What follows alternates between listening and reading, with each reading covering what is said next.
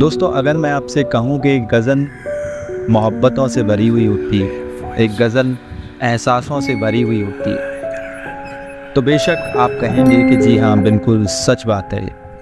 लेकिन अगर मैं आपको बताऊं कि एक गज़ल ऐसी भी है जो मनहूसियत से भरी हुई है, एक गज़ल ऐसी भी है जिसे लोग शापित मानते हैं, तो आज बात करेंगे उस शापित गज़ल की, उस मनहूस गज़ल की जिसे जिसने भी पहली बार गाया उसने उसे पहली और आखिरी बार ही गाया। दोबारा गाने के लिए वो आदमी, वो शख्स जिंदा ही नहीं रह सका।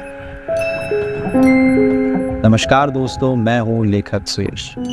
एक बार फिर से आपके सामने हाजिर हूँ कुछ कमाल की कहानी लेकर।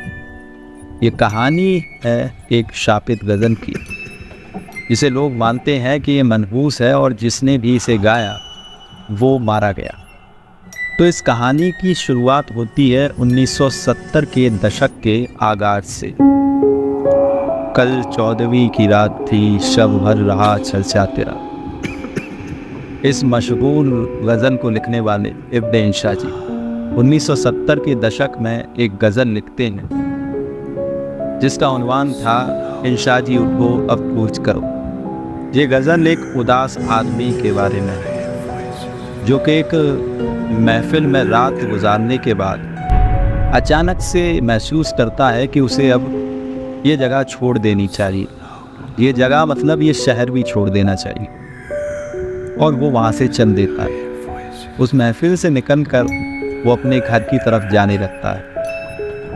जाते हुए वो ये सोच रहा है कि जब वो अपने घर पहुँचेगा तो अपने महबूब को क्या जवाब देगा कि वो रात भर कहाँ था। क्योंकि अगर वो बताएगा कि वो किसी महफिल में था तो उस महफिल को लोग गलत समझते हैं और वो भी गलत समझा जाने वाला आदमी बन जाएगा। तो वो इसी कश्मकश में है और अपने घर की तरफ लौट रहा है। इस गज़ल ने इब्न इंशा की शोहरत को अचानक से आसमानों पर पहुंचा दिया। तो ये गज़ल बहुत ही ज़्यादा पसंद की गई।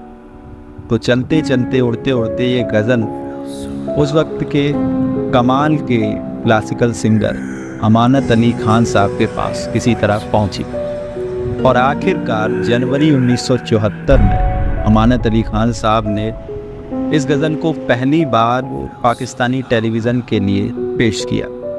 और ये गज़ल अमानत अली खान साहब के अपने करियर की सबसे बेस्ट और सबसे उम्दा गज़ल साबित हुई। इस गज़ल ने उनके करियर को आसमानों पर पहुंचा दिया। उनकी शोहरत रातों रात आसमानों पर पहुंची। लेकिन इस शोहरत का मज़ा अमानत अली खान साहब ज़्यादा दिनों तक नहीं उठा पाए। इस गज़ल के गाने के कुछ ही महीनों बाद, इस शोहरत के मिलने के कुछ ही वक्त बाद अचानक अमानत अली खान साहब का इंतकाल हो गया। वो सिर्फ 52 साल के थे। कहानी आगे बढ़ती है और इस गज़ल को पेश करने के ठीक 4 साल बाद यानी कि 1978 में इस गज़ल को लिखने वाले उस कमाल शायर इब्न इंशा का भी इंतकाल हो जाता है। वो सिर्फ 50 साल के थे।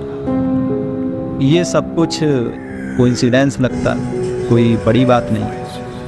लेकिन बड़ी बात ये है कि इब्न इंशा जब उनका इंतकाल हुआ उससे ठीक पहले अपने दोस्त को एक लेटर लिखते हैं, एक चिट्ठी लिखते हैं, एक ख़त लिखते हैं जिसमें वो लिखते हैं एक लाइन जिस पर लिखा था कि न जाने ये मनहूस गज़ल कितनों की जान लेगी।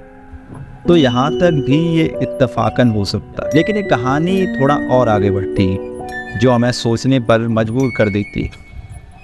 कहानी 1974-78 के बाद आती है 2006 में।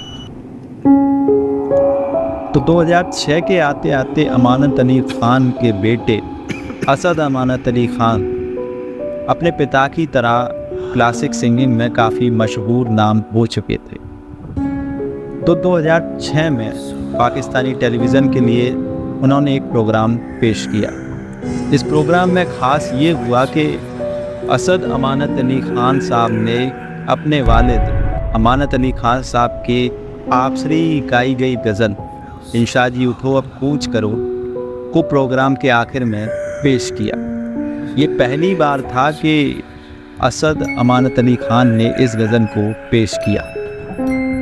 और गौर करने वाली बात ये हुई कि इसके कुछ महीने बाद ही असद अमानत अली खान की भी मौत हो, ठीक वैसे ही जैसे 33 साल पहले उनके वालिद अमानत अली खान साहब की मौत हुई थी।